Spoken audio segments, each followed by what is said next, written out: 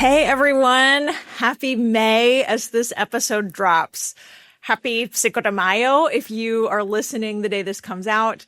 And I don't know about you, but I can hardly believe it's May already. This year is cruising right along, and many of you are starting to hit the home stretch in your seasons. For many of you, your fiscal year end is on the horizon.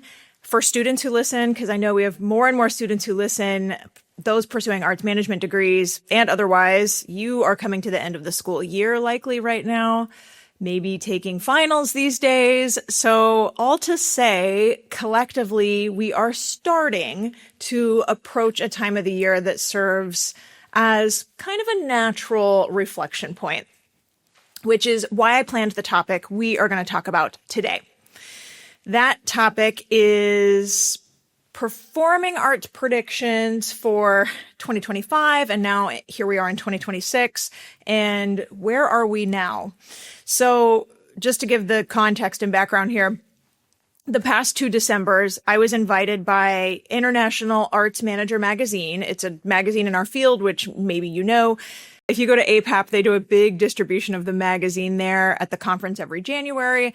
I was invited by them, by International Arts Manager magazine, to write some predictions for the field. And they asked me this 2 Decembers ago, was the first time. And they said, Aubrey, what are your predictions for the year ahead? At that point, it was looking into 2025. And then they came back to me again this past December of 2025, asking if I would write or contribute predictions again for the field for 2026, the year we're in right now. So this has been pretty fun to muse and predict what I think will happen. But I realized when they came back to me this most recent time that I didn't even remember my prior year predictions and how they had turned out. Like I had to look it up, a December 12 months later and look up what came true, what didn't. So what I want to do today is just that. I don't want these predictions to live, in some article that comes out every New Year, or as the case may be, the past 2 New Years. I want to dig into it. So that's what we're going to do today. We're going to look at these predictions. There are 7 in total, 3 for 2025, and then another 4 predictions for 2026. And we're going to see how things have played out thus far, and then how they're playing out currently in the year we're in, using this kind of natural reflection point that we're in right now. Now, does anybody happen to listen to, as these words are coming out of my mouth, I don't even know if this is going to be relevant for anybody, but does anybody happen to listen to Colin Cowherd? Colin Cowherd's podcast or radio show, it's called The Herd. It's like, the reason I'm hesitating right now is because it's like 3 hours of sports commentary every day. So I don't know what the Venn diagram is of listener overlap here between us and arts management, arts administration, and the extreme sports enthusiasts that listen to hours and hours of him, Colin Cowherd, talking about top sports stories and sports news of the day. But the reason I bring it up is because he does this segment called Where Colin Was Right versus Where Colin Was Wrong. Where Colin was right, where Colin was wrong. And they play clips of the things he predicted and said. He makes a lot of predictions, a lot of, I was going to say bold statements for what the world of sports holds. And so they review these predictions is what I'm saying, and talk about what actually happened. So that is what we were doing here. But you have to picture this being said or introduced by like the most super bro-y dude voice saying, it's always like, where Colin was right, where Colin was wrong. So anyways, that's what we're doing today, where Aubrey was right, where Aubrey was wrong, with or without dude bro-y voice in your head is fine. And I also have something to help you as we do this. This is a free tool. If you want to track along with these 7 predictions and assess or compare where you are at your organization, how your organization is tracking compared to these predictions, because a lot of them are based on trends in the field. That is how we started the beginning of this season. As you know, I'm always trying to keep myself apprised of what is the latest data out there, what are the latest studies, what are the latest findings, what are the trends I'm seeing among the organizations I work with. So these predictions were based on actual data and information and insight, and based on things I see working or not working, as the case may be. So if you want to take stock or want a tool to help you organize your thoughts around what is worth focusing on or prioritizing at your organization as we go through this list today, this episode is a good one for that. And as I said, I have a free tool to help you do that. So go to my website at aubreybbergauer.com/53. That's /53 for episode 53, and grab it right now. It is essentially a summary / scorecard table or template version of these predictions I'm going to be talking through, and including some notes on how you can start thinking through what applies to your organization, what starts really getting the gears turning for you, what might you want to prioritize as you're taking the summer ahead to think through, what are going to be our priorities for the summer and going into next fall, next season. So that's what that's for. You can, track or mark. I have a little drop-down tool so you can kind of rate yourself if you want to use it as a little self-assessment. So one more time, that is aubreybbergauer.com/53 for episode 53. It's the free predictions assessment tool is what it's called. And it's Aubrey's top 7 performing arts predictions assessment tool for your organization. So you too can get more right than wrong. So that's the name of the game for today. How it started versus how it's going, I guess, is another way to look at it. And we're talking arts predictions for our sector and checking in as we approach the end of our seasons, the end of the school year, fiscal year, etc. Welcome to episode 4 of season 6 of the Offstage Mic. When we are done with this episode today, we will already be halfway through this season. I am very glad you're here. So let's get on it. Where Aubrey was right and where Aubrey was wrong. I'm Aubrey Bergauer, and welcome to my podcast. I'm known in the arts world for being customer-centric, data-obsessed, and for growing revenue. I've been called the Steve Jobs of classical music and the Sheryl Sandberg of the symphony. I've held offstage roles managing millions of dollars in revenue at major institutions, been chief executive of an orchestra where we doubled the size of the audience and nearly quadrupled the donor base, and wrote a best-selling book on the business of the arts. And I'm here to help you achieve all these same kinds of successes. In this podcast, we are sorting through data, research, and business strategies from inside and outside the arts, applying those findings to our work, and bringing in some extra voices along the way, all to build the vibrant future we believe is possible for our institutions and for ourselves as offstage administrators and leaders. You're listening to the Offstage Mic. Support for this season of the Offstage Mic comes from Evolve Arts. One thing I've seen firsthand is that most CRMs make it really hard to run your org like a business. People ask me all the time, Aubrey, is there a CRM you actually recommend? That's why I want to tell you about Evolve Arts, an exciting new CRM that is revolutionizing the art space, and the only one I've seen built specifically to make it easy to execute many of the strategies from my book. Evolve Arts was created by people who were frustrated with the CRM at their own organization, musicians and board members with engineering and tech backgrounds. They created the tool that they needed, so it's built for modern use cases performing arts organizations see all the time. It's extremely powerful while still easy and intuitive to use. In less than a minute, you can send personalized emails to first-time attendees, identify and target patrons in every segment of the long-haul model, and share a discount code with lapsed ticket buyers, inviting them to come back. Their team is responsive and supportive. If you are having conversations about CRMs at your organization, please check out Evolve Arts. That's Evolve without the second E. EVOLVARTS. Search them on Google for free demos or tap the link in the show notes for more information. All right, so we are going to start with the predictions I made for 2025. So these were written in December of 2024. And there are 3 predictions total that I thought might take place in 2025. So let's break them down. The first is, I said, the current subscription model for arts organizations will continue to be tested. The subscription economy and membership economy is growing globally. That is a fact. Now this accounts for nearly 20% of all credit card transactions worldwide. If you've read my book or if you've listened to past podcast episodes where I talk about subscriptions, you've likely heard me share that stat before. So just to say it again, 20%.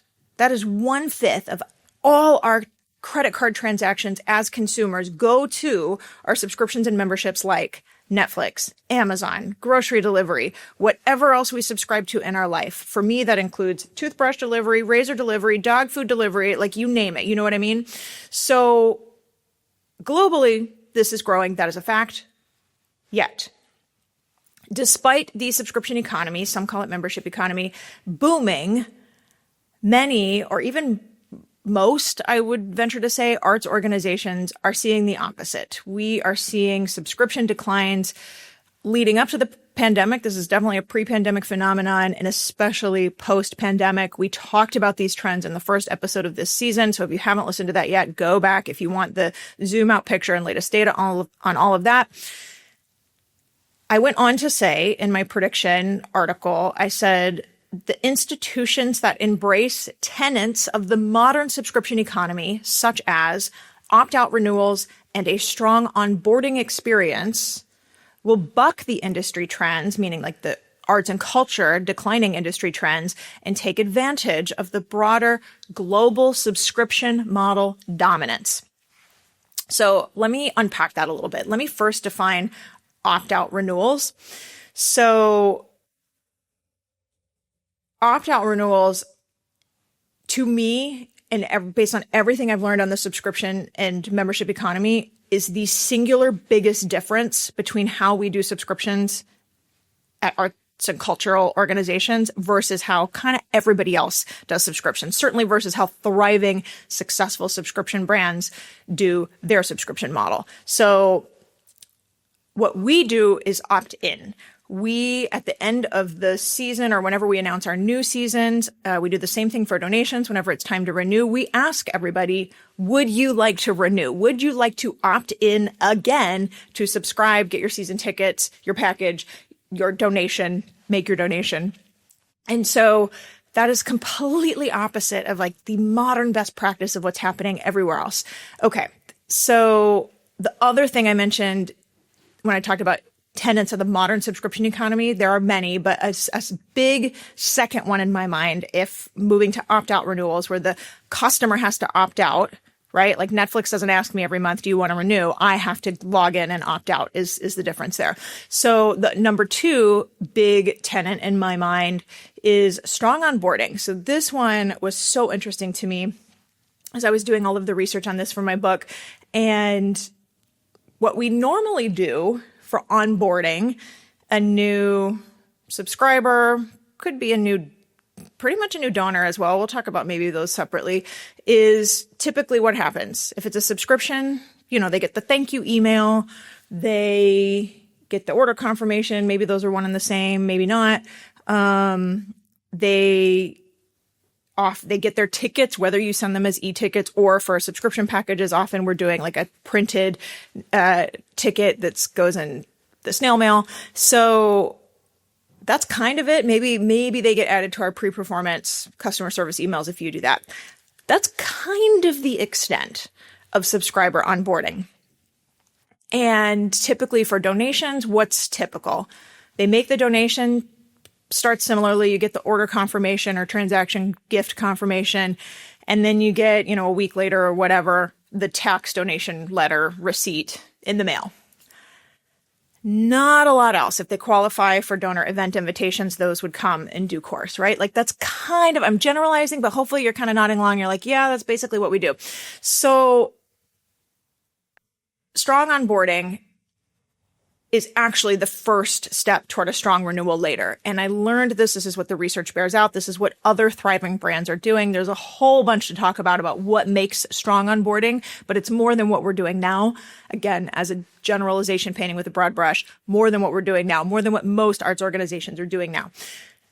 Wrote all about it in my book. There's other podcast episodes on this, so it's all out there. I won't get into it now. But the question for us now is, did this prediction come true?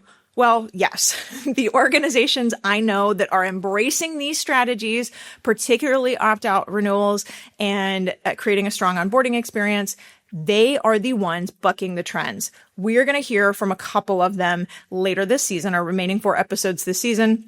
A few other organizations in my Run It Like a Business Academy are moving to this model. I teach and train how to do it, how to take little steps so it's not so scary, because I know it can be scary to really switch that. And in terms of the prediction, the ones that are taking those steps to mirror or emulate the modern subscription economy, they are the ones not seeing declines, but rather seeing increases in their subscribers. It's just modern best practice because it works. It is more effective. Okay, that's prediction number 1. Prediction number 2 I made end of 2024, looking ahead to 2025, was I said there will be a splintering of audience development strategy. I remember thinking at the time, some people are starting to change kind of their approach or mentality around audience development. That includes many of you listening. And some people are still just kind of continuing to do things the way they've always been done. And as I fleshed out the writing here, I said, quote, some organizations will choose to better center the customer and get serious about what the modern consumer needs and wants when seeking a classical music entertainment experience. You can obviously swap classical music for whatever your artistic discipline is. And I went on to say examples include updating the website to be extremely approachable, making ticket purchases and donations as easy and simple as possible. There's so much to say on this, but this includes fewer form fields. Every form field you add, you lose people. That's the short version of what the data show us. It includes having an excellent mobile experience, not a mediocre mobile experience, an excellent mobile experience, and using digital content as a platform for educating audiences rather than mostly using it for selling the next performance. So, okay. I talked about the form fields. Every extra form field we have makes people drop off. We've got to remember that. Just don't try to capture every bit of information we can. We just need enough to get the transaction done. I know it's hard. But we have to have the discipline to know that by doing that, we get more transactions, more donations, more subscriptions, more ticket sales in the first place. And then when you combine that with a retention plan, you're going to get that additional information later. Trust me, I've seen it. Okay. Approachable, I talked about making websites approachable. It means drop the jargon, drop the flowery language. I have, I think, 2 different podcast episodes where I talk specifically about copywriting and the best practices today, what research shows about what to say, what not to say, tips and tricks to make our websites clickable, consumable, all those things we want.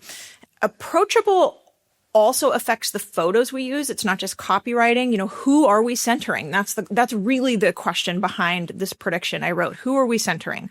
Are we centering only the artists? That's what we did for years and years and years, and it worked for years and years and years. So totally understand. But in 2025, as I was writing the prediction, or at the end of 2024, it wasn't working so much anymore. So who are we centering? Today, brands show pictures of their customers. That's what we should do. Show and feature photos of the types of people we serve. That is a huge difference, or a huge indicator, maybe I should say, of if an organization actually centers the customer or not. Are they only prioritizing the art, or are they prioritizing the people they serve? So many marketing studies back this up. This was true in 2024 when I first wrote it. It was true in 2025, and it is definitely true still today, mid-2026 here. These quote unquote little things I'm mentioning here, they are not little. That's why I'm taking the time to spell them out. They are hugely effective in terms of moving people through your sales funnel. If we can get just 1% more, 2% more, 10% more, whatever that case is for your organization, people moving through, clicking from that landing page to the sales path, clicking for the sales path all the way to complete purchase, That adds up to a lot of money a year, trust me. Or if you don't trust me, run the numbers for yourself. What would that look like? Because the answer is it really moves the needle. And they're almost all free to do. Every single one of these changes I'm listing so far. So everyone, all of us, basically say we have no money to invest. And I get it. I have run many teams at several organizations where I've been there, and I felt it, where you're just like, we just don't have an extra dime to spare. Like, I know that feeling. I've been there. So that's why I love this kind of stuff, because it costs $0 to change the words we use, swap in some images on our website. And if you don't have audience shots, it costs a few $100s to hire a photographer for a performance or an event. And I've been there too, where it was like, wow, we got nothing. Okay, fine. We're going to spend just a little bit to get this fixed. So, okay, the rest of the prediction, I said, quote, those organizations that do those things will see growth in their audiences. And other organizations, here's the bifurcation I was talking about, other organizations will continue to dig in their heels, ignoring these newer essential best practices necessary, and will market largely the way they have been. Those organizations will continue to see audience attrition. If you keep doing things the way they've always been done, you're going to keep seeing the same kind of results. If you want to see different results, you got to do something differently, right? That's what this whole prediction is about. And really just looking at, like I was saying, the bifurcation or splintering is the word I wrote in the prediction originally, of organizations choosing their path on this one and seeing drastically different results. So did this prediction come true? Yes, kind of. I'm being really dogmatic on this one because I think it's so important to our bottom line. But why I say yes, kind of, is because, did a lot of organizations who didn't do these things continue to see audience attrition? Yes, that part is true. Was there a splintering of strategy? That's where I'm like, yeah, I guess so. If you define, okay, think about a splinter. If you define splinter as a small piece of wood coming off of the main larger piece of wood, then yeah, that's a good analogy, I think, that holds up here. I had hoped when writing this prediction that it wouldn't be like a small offshoot or splinter. I guess I'd really hope that the splinter would be bigger, more of bifurcation, as I was using that word. So I think that's why I say yes, kind of, it came true, and maybe continues to play out too. So I'll just say, I do encourage you to go back, listen to those previous episodes on how to do this kind of work, or read it in my book. A lot of it's laid out there. Because everything I'm saying here, these are like I already said, cheap, free changes we can make, but they're also kind of like the fastest way to tweak a strategy. It's like one of the fastest things we could do at our organization, changing copy on our website, changing some photos. So, and yet the adoption rate, I was going to say feels kind of low. I don't have numbers to put behind that, so that's not fair for me to say that. But I guess what I do want to say is I know it can be way more fun and sexy to talk about programming or other distractions like new logo or even new website. I totally see organizations spending tons of money on their website redesign, when the reality is they could have made these free changes we're talking about here and saved a lot of time, money, grief. It's through these types of iterations that you learn what you need in a new website later eventually. So I don't think these are steps that can and should be skipped, but I understand it's a little more dry when you're asking yourself, did 1% more people click through this thing? So, but that's the work. That's the work that works. So are the organizations doing these things, doing the work that's not always sexy or fun, getting distracted by shiny object syndrome? Those ones, are they seeing growth in their audiences? Yes, that is for sure true. I hear about these successes all the time among Academy participants, and they are really setting the example in my mind and just crushing it. So that's the work, or at least part of the work, and it's work that works. All right, prediction number 3. This is the last prediction of last year for 2025. And I said traditional, tried and true funding sources will continue to dry up. I wrote, quote, corporate sponsorships in the arts have been on the decline for years and will continue to be increasingly difficult to obtain as corporations invest what's now their marketing dollars rather than a philanthropy budget in channels with larger audiences, such as sports and social media. So 2 things have moved. Their budget has moved from philanthropy. This is what we do because we're a good community corporate citizen, moving to a train of thought of, no, this is a marketing spend for us that has some sort of altruistic angle to it. And with that shift, when it becomes a marketing shift, not a we're a great community citizen focus, then it makes sense that their priority becomes, what are the bigger numbers? How do we get that, message in front of, or advertisement in front of the most people possible?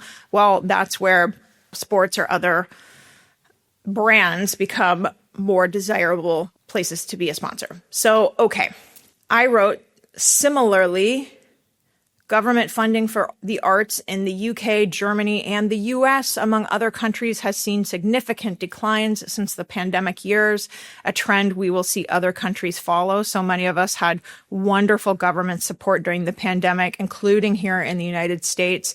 And when I wrote this, again, late 2024, I was predicting a decline in that. So we'll come back to that. Arts organizations, I said, that become laser focused on cultivating and stewarding individual donors, where wealth has grown significantly over these same past few years, will have more success meeting their contributed revenue goals. So did this prediction come true? For this one, I say in some ways yes, and in some ways no. So let me start with the no. The way this prediction did not totally come true is in the government funding piece, I'd say. So I wrote that countries like the US, UK, and Germany, you just heard me say it, have seen significant declines since the pandemic years, and other countries will follow. And I am happy to say this hasn't exactly played out that way. Thank goodness, right?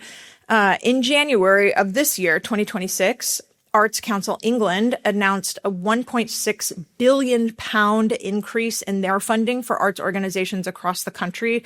I obviously don't live in the UK, but I feel like that's a huge victory. And that comes after some very steep cuts in recent years. So this is a really happy headline, in my opinion, based on the understanding that I have of the situation. So sidebar, I just want to say the actual press release headline from gov.uk is this. They said, quote, government announces bumper £1.5 billion package to restore national pride. They didn't say to restore funding levels. They said to restore national pride. And I just love that their PR angle is that increased funding for the arts restores all national pride. So there's so many things to say about that, but I don't hate it, really, is where I'm going with this. I don't hate it as an outcome for investing in the arts on a national level. So there you go. I digress. Bringing it back home to the US, there is a whole rabbit hole we could go down right now on US government funding for the arts and the role of the US government in the arts at the moment. That could be a whole other episode. So that's not the direction we're going to go today. But what's important to this conversation we're having right now, and this prediction I wrote in late 2024, is that fast forward to the Trump administration now, and several of you already know this, but just to lay it out, the president proposed excluding the National Endowment for the Arts, the NEA, and the National Endowment for the Humanities, the NEH, from his fiscal year 2026 budget. Now, it's not the first time those agencies were under threat of being gutted and even fully eliminated. If we think back to the first Trump term, which honestly is part of what informed my original prediction in the first place. I thought we've seen it before. We're going to see it again. But what is so striking here is that the House of Representatives approved a bill, that's January of this year, January 26th, the House approved a bill that would continue fully funding both agencies. This is another happy surprise. I was surprised, but it was a happy surprise.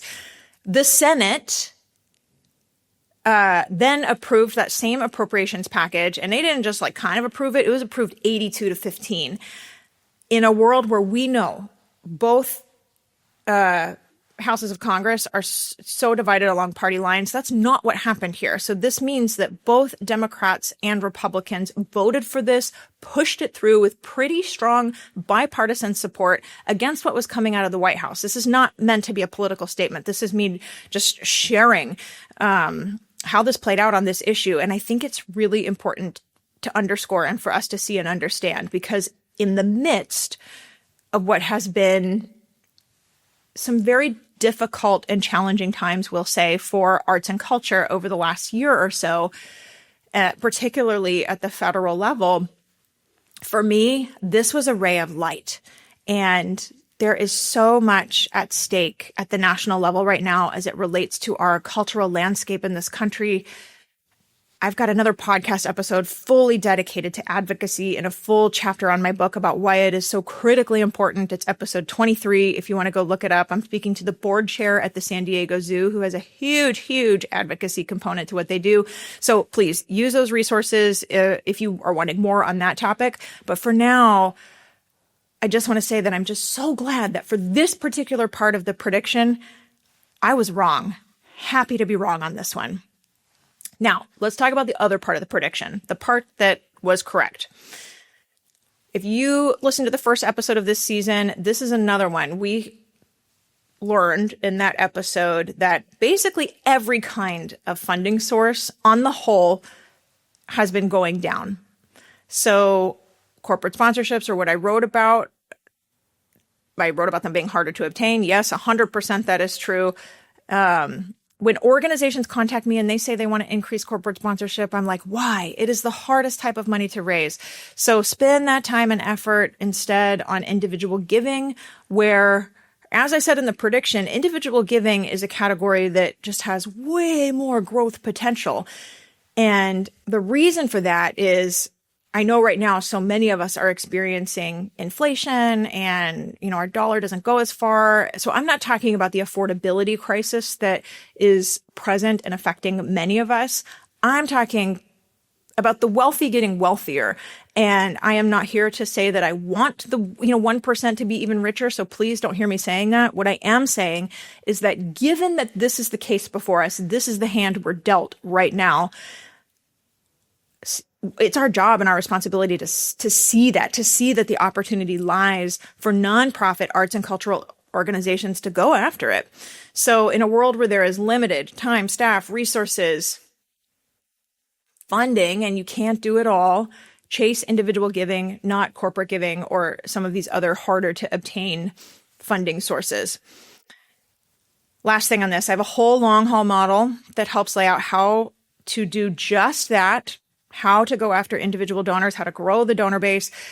It's a free blog article. If you Google it, Aubrey Bergauer plus long haul model, it'll come up. We can link it in the show notes as well. And I teach it in full in the Academy, which is now, by the way, trademarked.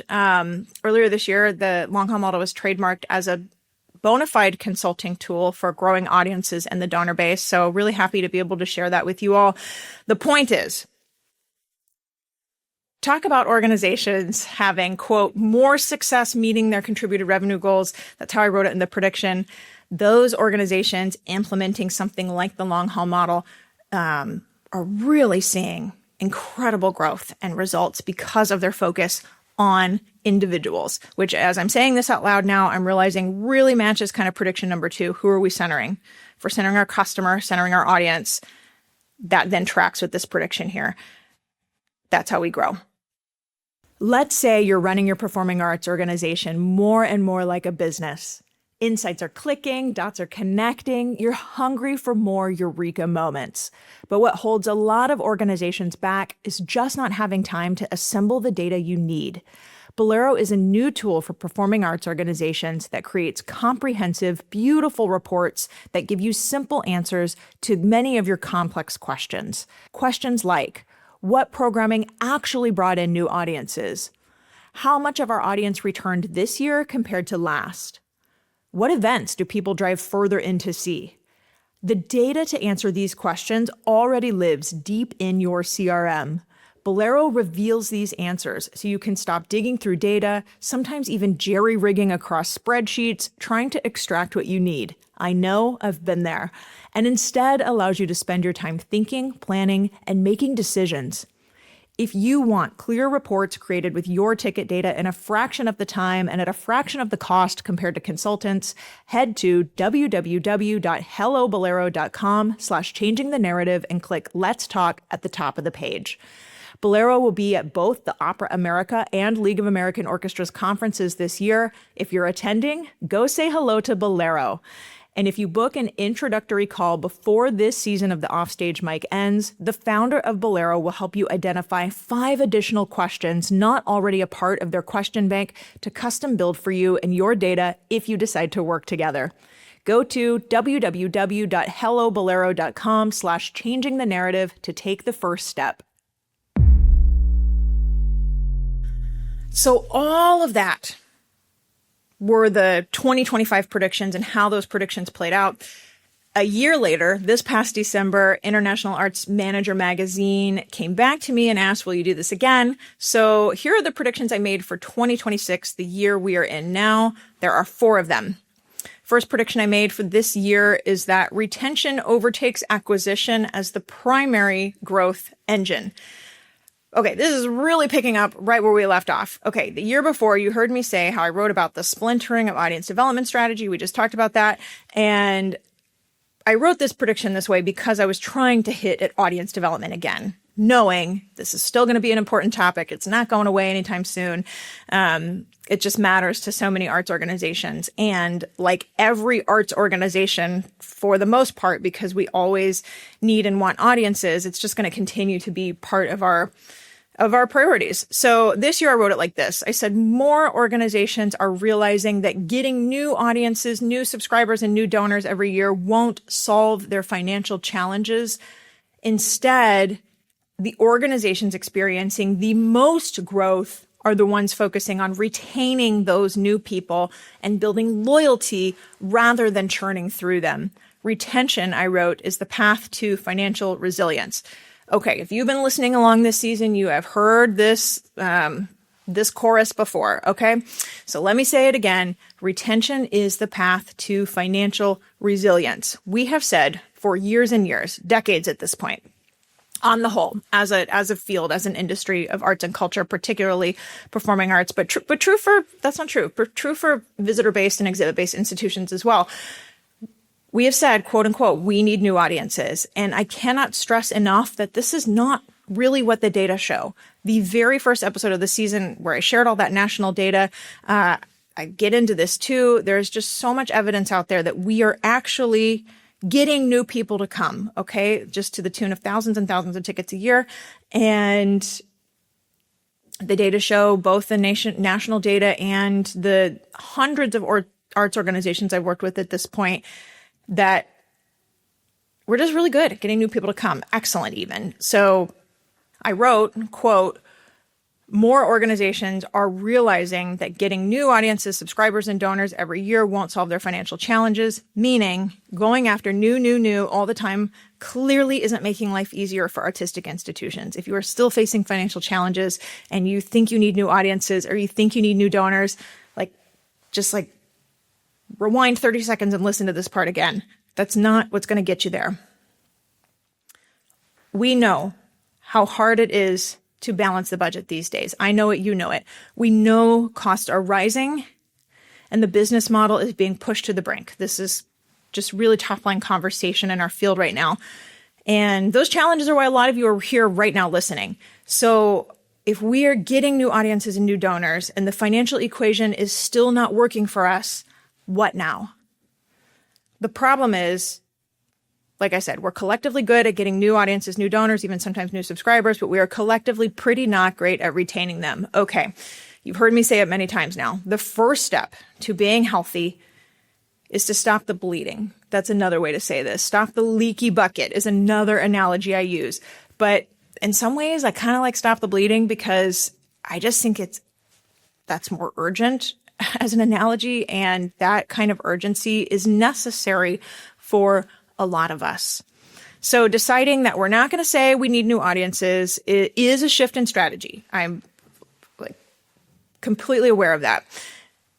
It's a shift in thinking at the institutional level. It's really hard to just be a department within an organization that thinks that. So I understand these are big shifts to think about.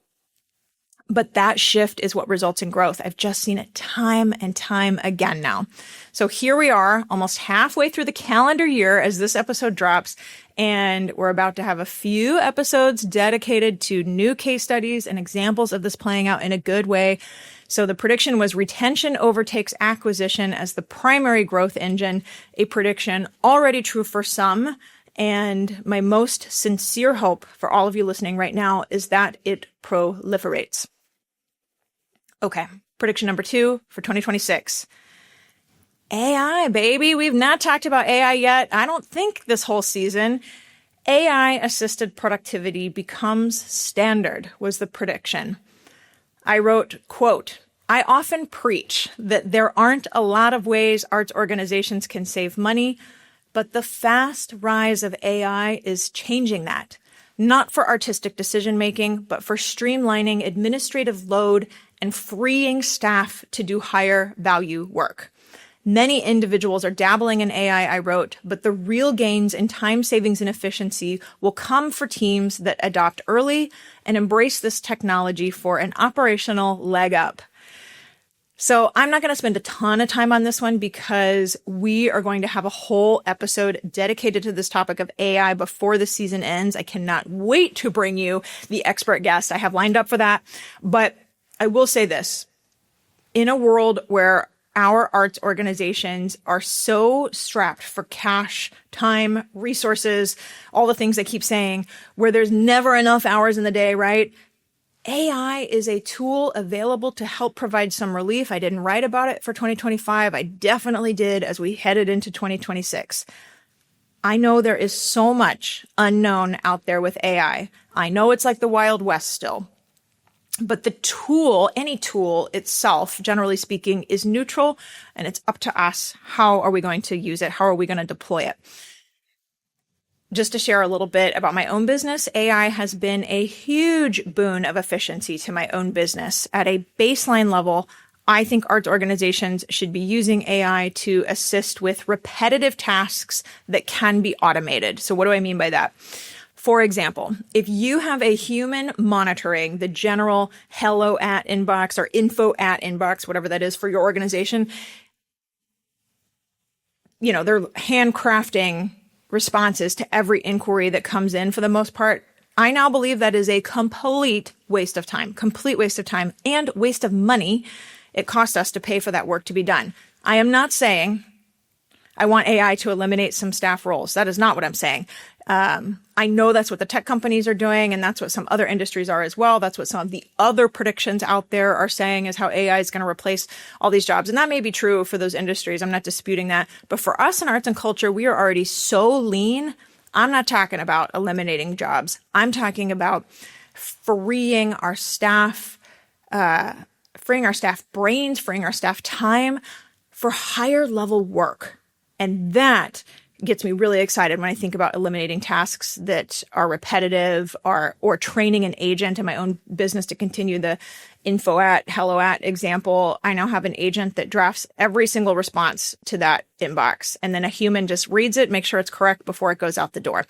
So things like that, I've saved hours and hours in the day. I used to pay a lot of money for an assistant and pay very little anymore because we just don't need the time. So I hope that helps just give an idea. I could talk a lot about copywriting and analysis. I think is a great use of AI. So anyways, I can go on, but like I said, we're going to do a full episode on that. So not to worry, lots coming for you there. I just really hope that this prediction comes true by the end of the year, which is that AI assisted productivity becomes standard for our arts organizations.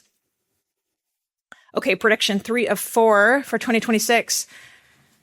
I said community engagement matures into a full organizational strategy. I'm laughing because I'm like, wow, that was really aspirational. Even as I read it now, I'm like, that was so aspirational. So I do hope this becomes true. We'll see. What I mean and what I'm trying to say in this one is that I don't believe that community engagement is the job of one department. I believe it should be an organization-wide strategy. So here's what I wrote. I said, community engagement spans everything from education programs to civic involvement to being more representative of the people we serve. More organizations are recognizing that these are big initiatives no longer adequate to relegate to one department bearing the name community engagement, but rather an organizational strategy of community-centered inclusion affecting every team and every team member's work. There's a lot packed into that sentence, but here's the deal. If we care about things like inclusion, that's not one department's job. Not even when organizations were adding DEI departments and roles back in whatever years those were, 2020, 2021, whatever, did I ever think that, one department was going to solve this for us. It's bigger than that. And also it's harder than that. Let's be honest here. Let's be real about this, because it has to be a current that runs through the culture of the entire organization. This is definitely a more difficult approach than making it someone's job or one department's job. And that extends not just to inclusion, but to deepening our connection with the community around us. And it's because it's not easy that I described it as maturing. Maturing into a full organizational strategy is what I wrote. And my dream or goal for any institution I lead, at least, is that every person on staff, on stage, on the board can see how their role plays a part in deepening the organization's connection to the community, period. Does not matter what department they're in, does not matter, again, what role on stage, off stage, in the boardroom. I want every person to understand how their role plays a part in representation and inclusion and setting culture and in building relationships with others who live and work around us. That is just a core belief I hold. So when I talk about it like that, it's a strategy. It's a strategy because it doesn't happen by accident. It doesn't happen on its own, but it is a way to organically yet intentionally, these things they go hand in hand, organically and intentionally have tentacles stretched beyond the walls of the institution. And it's smarter, and this goes back to why it's a strategy, it is smarter when it's not just one team or one department that does that, but when everyone on deck is an ambassador for the institution in this way I'm describing, forging connections with those around us, right? So the work then becomes, I would say, the company culture part for sure. I already mentioned that. And two, putting concrete examples to this aspiration. So I know I'm talking kind of high level, maybe even a little Pollyanna about it, but in other words, like, what does this actually look like? So here are just a few to help get the gears turning for you. For the board, I think that means tapping into their network. It's also extending and expanding the board to make sure that group is reflective of all the facets of the community around us. And then those folks also tapping into their network. For me, that's how I look at this. For staff, it means, all right, here we go, folks. It means community engagement isn't just only going to schools for an instrument demonstration for an hour. Okay. Don't hate me for saying that. That could be part of it. I'm not saying don't do that, but it's also about, like, what is every staff person doing when they're outside the office? What groups are they a part of? How do we bake those activities into what are people's everyday lives? How do we bake those activities into the deliverables of their job? I know some of you are like, wow, she's really gone off the deep end. But the point is, how can people show up as their whole self? We want that in our workplaces, but we want that outside. I want that outside the workplace too, because then they're bringing their work and that part of them back out into their network, their community, their friend group, their family group, all of that. So what other groups are they a part of? And just kind of side note that maybe isn't a side note because it's another thing I care a lot about. Of course, we want to still respect work-life balance. So please don't hear me say about tampering with any of that. But I do like to say work-life integration, not balance, just because it points right back to this very topic for me, that if we're proud of our work and feel safe to bring our whole self wherever we go, then every person we meet, every person in our life essentially becomes someone who can learn about our organization and we learn about the people around us in return because of our 9 to 5 or however many hours. It's just a big part of our identity that we can share if we want and if we feel safe to do so. So again, maybe I sound a little Pollyanna talking about this, but to me, that is a higher calling for our work. And to me, like I said, it is definitely a strategy, and a strategy that elevates our work as well. So I hope this is making sense. I hope it resonates with someone. Okay, let's bring it home. Prediction 4 of 4 for arts organizations this year. I wrote, organizations that embrace a larger digital media strategy will see more sales. Today, I wrote, there's a quote, today, up to 2/3 of a brand's marketing isn't done by the brand itself, but by others. That means word of mouth. That means reviews we receive, not even just critical reviews, but reviews could be blogs or other things people put out there, and other social media channels beyond the institutional account. So, end quote. That's what I wrote to back up the claim or prediction. That stat comes from the book Marketing Rebellion by Mark Schaefer. Even Peter Drucker, kind of the godfather of modern management practices, has talked about this. Several other studies and sources point to this too if you Google this stat. The point is, and I've been talking about this for years now, but the point is we don't control our own marketing and message the way we think we do. 2/3, up to 2/3 of a brand's marketing isn't done by the brand itself. So how does this play out in 2026? That's the theme of the whole season, changing the narrative in 2026. In 2026, it means we have got to get away from this idea that the brand account is our only mouthpiece. What do I mean, to be more specific? I mean, so many organizations pretty much only distribute information via their main brand channels. Like, I know on the surface you're like, yeah, duh, that makes sense. But I'm talking, the website, their branded social media accounts, like at your org name on Instagram, Facebook, LinkedIn, YouTube, wherever else you have accounts. And then what happens? Then the new hot social media channel comes along and we feel like we are quote unquote doing it right if we add that channel to our social media mix as well. At your org name on TikTok, Threads, whatever channel comes out tomorrow, right?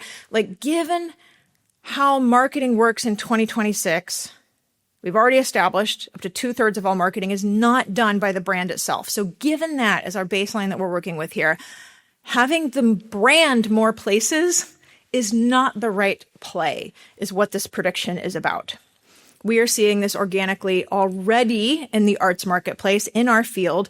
And in the rest of my prediction, I wrote, quote, a growing number of artistic directors, CEOs, and artists are cultivating strong online presences, and arts organizations that leverage these channels as part of a broader digital media and PR strategy, rather than leaving it to the individuals without institutional support, will see their marketing reach expand exponentially. End quote. That last part is what I want to underscore. Leveraging these channels as part of a broader digital media and PR strategy, rather than leaving it entirely to the individuals themselves without institutional support. That's the difference here. There are so many artists already today, right here, right now. You all know this listening, that have big followings, and they get zero support for content from their institution. This kind of blows my mind. It's kind of wild to me because it's a missed opportunity. That's why.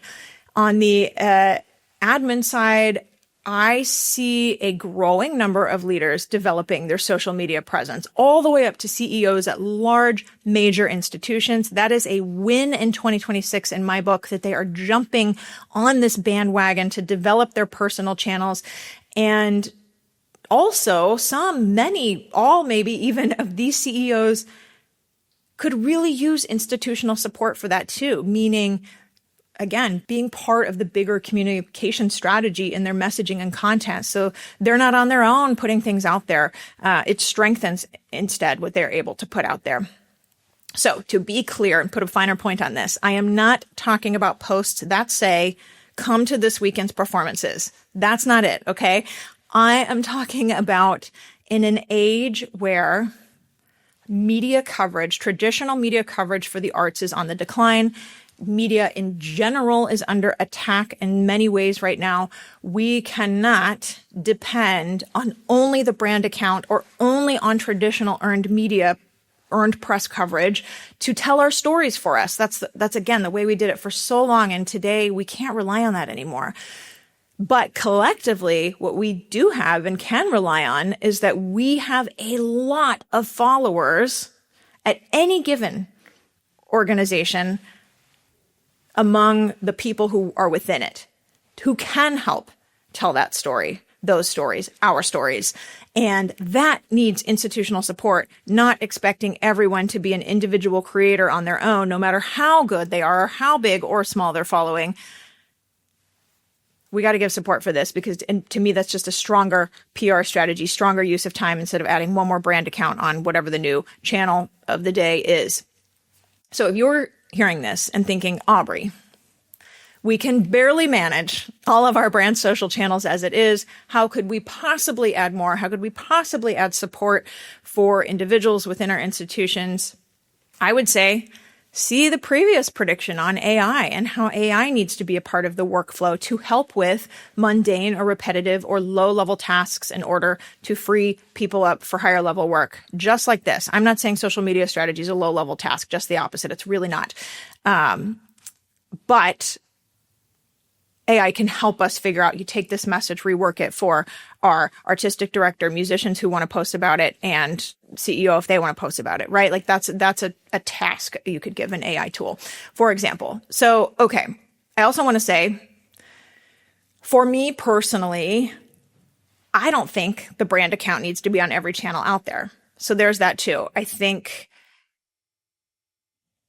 this is in the category of we got to know what to say no to and we can't say yes to everything. And there's a lot also to say about institutions that put this giant, important body of public-facing work and storytelling on one person that we call a social media manager or coordinator. Like I said, this is not low-level work.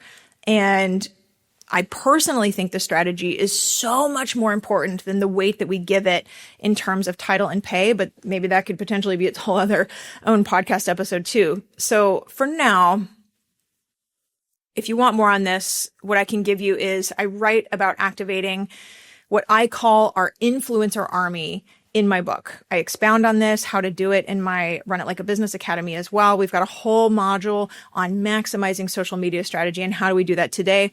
And last, the point of the prediction is to say organizations that embrace this larger digital media strategy I'm talking about will see more sales. That's the point. Not those, I did not say, not those who add a ton of work without purpose to get more pointless content out there, right? So it's those who see that we have assets available to us that just haven't been fully tapped yet, which spells opportunity. That's the point. And that, I believe, the data and trends tell us is true. It's about embracing the strategy beyond just brand channels, beyond traditional media, traditional earned media, and knowing that that's not how consumers operate in 2026. People follow people, people respond to people.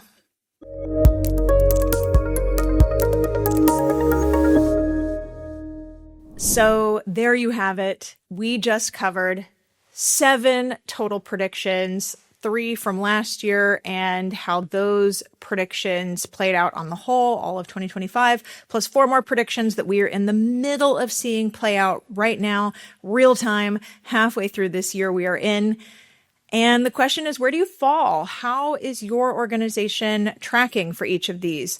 If you want that scorecard to help assess how you're doing, or even just want that to help with note-taking for this episode, you can still grab it on my website. It's aubreybbergauer.com/53 for episode 53. Use it for yourself to do the exercise as a thought exercise for yourself, or use it to help start conversations with your team or maybe your board, or use it to help to spark discussion with others in your organization about what you could or should be prioritizing and really stimulate people's thinking on that. However you'd like to use it, it is there for you completely for free. One more time, aubreybbergauer.com/53. Let me know how this lands for you at Aubrey Bergauer on socials. I would love to hear about it. And now we are officially midway through this season of the Offstage Mic. I hope you are getting lots of value, inspiration, and ideas on what changing the narrative for your organization looks like in 2026. Thanks for being here. I'll see you next week. That's all for today, folks. Thanks so much for listening. And if you like what you heard here, hit that button to follow and subscribe to this podcast. And if you've been around for a few episodes now, would you please consider leaving a quick rating or review? I really can't thank you enough for your support in this way. To all of you, one more time, thanks again. I'll see you next time on the Offstage Mic. This season of the Offstage Mic is produced by me, Aubrey Bergauer. Additional production support as well as editing is by Moriel Digital. Our theme music is by Alex Grohl. Additional support this season comes from Sandy Kabasi and Johan Dudui. This is a production of Changing the Narrative.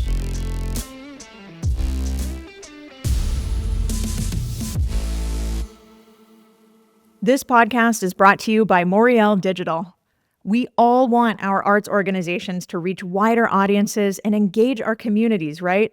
Well, a video podcast is a great way to do that. But as I know too well, podcasts take a lot of time and technical skills to do well. That's why I partnered with Moriel Digital. They handle the technical elements of production, editing, and distribution, so I can focus on showing up and sharing ideas that matter. To learn how podcasting can help you reach and engage your audience, visit moriel.ca/podcast. That's MORREALE.ca/podcast. Or hit the link in the show notes.